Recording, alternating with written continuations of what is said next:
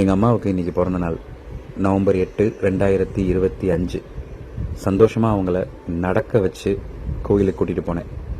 இதே அம்மாவுக்கு நவம்பர் 8, 2024 ரொம்ப ரொம்ப மோசமான ஒரு பிறந்த நாளாக இருந்துச்சு.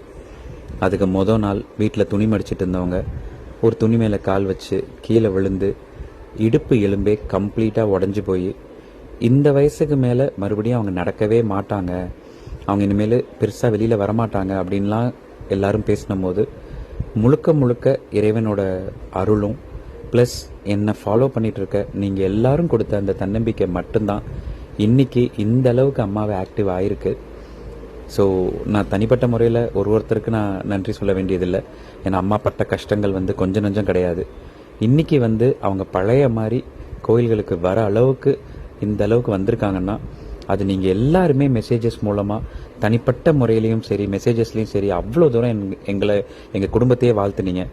அதுக்கு உங்கள் எல்லாருக்கும் நன்றி. சின்னவங்களாக இருந்தால் அம்மாவோட ஆசீர்வாதம் உங்கள் எல்லாருக்கும் உண்டு. பெரியவங்களாக இருந்தீங்கன்னா இன்னும் அம்மா நல்லா இருக்கணும்னு வாழ்த்துங்க. ரொம்ப ரொம்ப ரொம்ப ரொம்ப நன்றி.